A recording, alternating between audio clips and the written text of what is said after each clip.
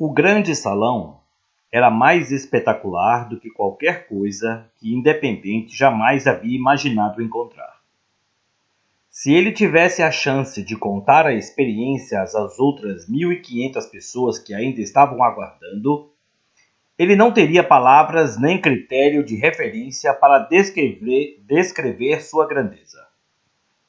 Sua arquitetura tornava tudo o que ele conhecia em Yendel obsoleto. O auditório estava cheio, possivelmente com 100.000 pessoas que aguardavam. Ele nunca havia visto tantas pessoas em um só lugar ao mesmo tempo. Ao se aproximar, Independente teve um vislumbre do conjunto de cidadãos de Afabel. Primeiro, ele observou que eles eram seres reais, com rostos radiantes. Depois, ele ficou desconcertado com sua beleza impressionante. Era como se eles fossem de outro mundo. Essa transformação em seus corpos acontecia porque a todos eles era permitido comer da árvore da vida. Ele se perguntou: será possível que estes sejam ex-endelitas? Então, ele viu alguém conhecido. O nome dela era Bondade. Ela era alguns anos mais velha do que ele, e ele se lembrava de como ela era constantemente ridicularizada por sua aparência sem atrativos. Agora ela estava esplêndida. Seus traços eram os mesmos, o que fazia com que ela fosse reconhecida.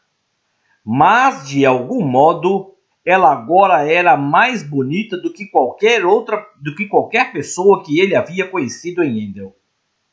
Na verdade, todos a quem ele olhava, até os menos favorecidos em beleza, era muito mais atraente do que qualquer pessoa que ele havia visto.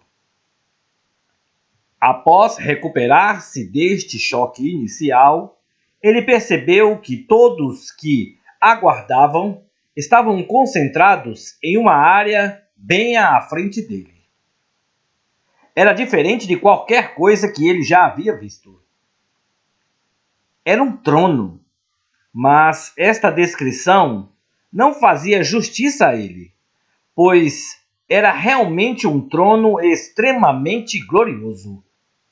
Seus olhos caíram sobre aquele que estava sentado sobre ele, e em um instante ele percebeu a fonte de toda a majestade da cidade. Toda ela vinha dele. Este deve ser Jalim, pensou Independente. De repente ele acreditava profundamente naquele a quem havia negado tão enfaticamente.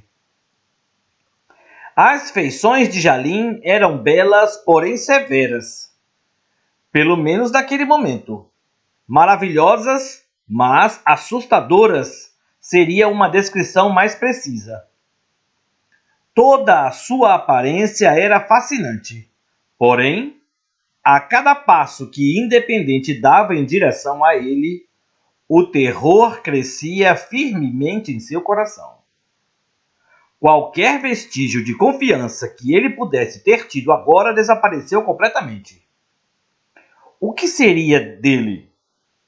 Independente tentava manter a compostura, repetindo para si mesmo que estava se aproximando de um líder misericordioso. Ele estava em conflito, porque estava começando a duvidar de que receberia uma sentença favorável. Enquanto ele continuava a se aproximar, foi-lhe ordenado que permanecesse em uma plataforma estreita na metade do caminho para cima. Elevando-se acima dele, em seu trono, estava Jalim.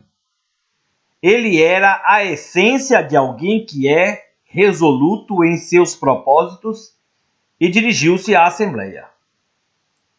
Todos reconhecerão e saberão que eu sou aquele que sonda mentes, os pensamentos, sentimentos e propósitos, e o profundo dos corações, e vos darei a cada um a recompensa pelo que fizeram, segundo as vossas obras. Apocalipse 2:23, da Bíblia Amplificada. Independente estava ouvindo com os outros, quando de repente Jalim olhou-o diretamente nos olhos e disse: Preste-me contas da sua mordomia.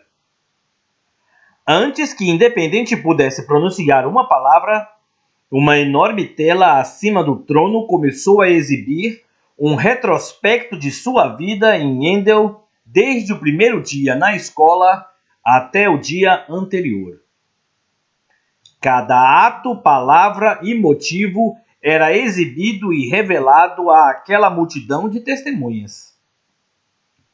Ele estava impressionado com esta revelação que agora tinha de Jalim. E não há criatura que não seja manifesta sua presença. Pelo contrário, todas as coisas estão abertas e expostas, nuas e perante aos olhos daquele a quem temos de prestar contas. Independente encolhia-se ao ver os seus atos insensatos, maus e egoístas serem exibidos. Deparar-se com tudo aquilo diante de uma assembleia tão grande era algo imprevisto, constrangedor e chocante. O que parecera insignificante e até inofensivo em Endel, agora parecia terrível diante daquele glorioso juiz e dos cidadãos reais de Afabel. Ele estava aterrorizado com seu próprio comportamento. Como ele pôde ter sido tão mal direcionado, tão insensível, tão tolo? Ele esforçou-se para encontrar um vislumbre de esperança. Ele achava que havia mais atos bons do que maus. Quando o filme de sua vida terminou, ele sentiu-se aliviado, embora esperasse uma terrível repreensão e algum tipo de punição. Ele ficaria feliz em ser o último daquela assembleia. Ele estava certo de que Jalim veria que o seu lado bom superava o seu lado mau. Jalim então perguntou ao chefe dos escribas: O nome de Independente está escrito no livro da vida? Sem hesitar, o chefe dos escribas respondeu: Não, meu senhor. Então Jalim falou: Independente, você é culpado de escolher uma natureza maligna e deve ser levado à terra abandonada de Lone para passar o resto de sua vida no tormento das trevas, desespero e solidão absoluta. Chocado, Independente clamou: Senhor, por quê? Você não acreditou em mim, respondeu Jalim. Seus professores o ensinaram. Se não credes que eu sou, morrerei nos vossos pecados. E eles também ensinaram: E não há salvação em nenhum outro, porque abaixo do céu não existe nenhum outro nome dado entre os homens, pelo qual importa que sejamos salvos. Independente continuou: Mas, senhor Jalim, e quanto às minhas boas obras? Elas não foram maiores que as más? O senhor Jalim respondeu: Não se trata de você quebrar a lei muito ou pouco, pois a pessoa que guarda todas as leis de Deus não comete um só pequeno deslize. É tão culpado, mas comete um só pequeno deslize, é tão culpada quanto a pessoa que quebrou todas as leis que existem. Independente reuniu um pouco de ousadia e respondeu: Então, como pode alguém ser salvo? Jalim não respondeu imediatamente à sua pergunta, mas, em vez disso, lançou um olhar sobre uma cidadã de Afabel, que parecia ser uma subgovernante de Jalim, pois sentava-se em um trono semelhante, porém menor. A mulher disse: os seus professores não lhe disseram que Jalim salvou vocês por seu favor especial quando vocês creram. E vocês não podem receber o crédito por isso. É um dom de Jalim? A salvação não é uma recompensa pelas boas coisas que fizemos, para que nenhum de nós possamos nos gabar disso. Jalim continuou dizendo: há muito tempo paguei o preço pelas leis que foram e que seriam quebradas pelos cidadãos. Era impossível qualquer pessoa deixar de pecar contra mim ou redimir-se a si mesma por suas traições, mas, porque eu a amei a todos, eu paguei pessoalmente o preço. Então, a minha salvação é um dom que não pode ser conquistado. Você não poderia ter feito boas ações suficientes para manter a cidadania em Afabel. Ela vem quando alguém crê em mim. Mas você rejeitou o que eu fiz para salvar a sua vida. Atônito, o independente ficou em silêncio por alguns instantes e depois respondeu com seriedade: entendo. Ele sentiu-se como se estivesse a ponto de afogar-se em um mar de desesperança.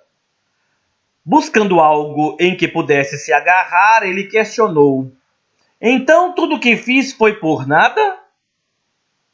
Jalim respondeu: mas uma coisa está escrito: porque os mortos não sabem coisa nenhuma, nem tampouco terão eles recompensa, nem serão lembrados. O que quer que tenham feito durante sua vida, amar, odiar, invejar, há muito já ficou para trás. Eles não têm coisa alguma.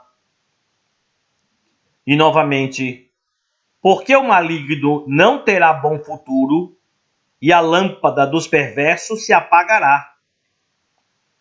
Independente foi pego de surpresa pelas palavras de Jalim e permaneceu mudo. Ele lamentou todas as aulas que deixou de frequentar.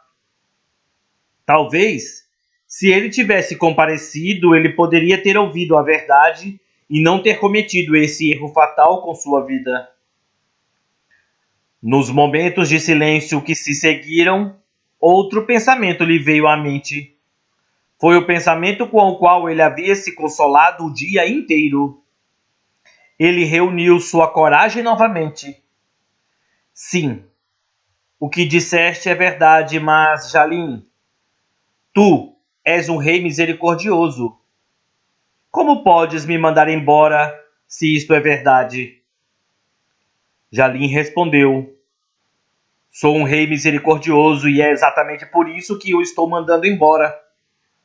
Por ter escolhido gastar o seu tempo em Endel da forma que você escolheu permanentemente a sua natureza, que é a de Dagon, o Senhor das Trevas. Como eu poderia ser misericordioso, verdadeiro e amoroso se permitisse que a sua fibra de imoralidade poluísse a pureza desta grande cidade? Eu colocaria os inocentes de Afabel no caminho do perigo. A natureza que você escolheu logo se manifestaria, e assim corromperia milhares de vidas puras. Você escolheu o seu próprio caminho. Você será recompensado por isso exatamente como aquele a quem você seguiu, Dagon. Se eu der a você menos do que dei a ele, então eu seria um líder injusto. E isto eu não sou. Jalim então dirigiu-se a toda a assembleia e citou o antigo ditado de seu pai: o que despreza a palavra, a ela se apenhora, mas o que teme o mandamento será galardoado. O que ocorreu em seguida deixou a assembleia com uma atmosfera solene. Então ordenou o réu aos serventes: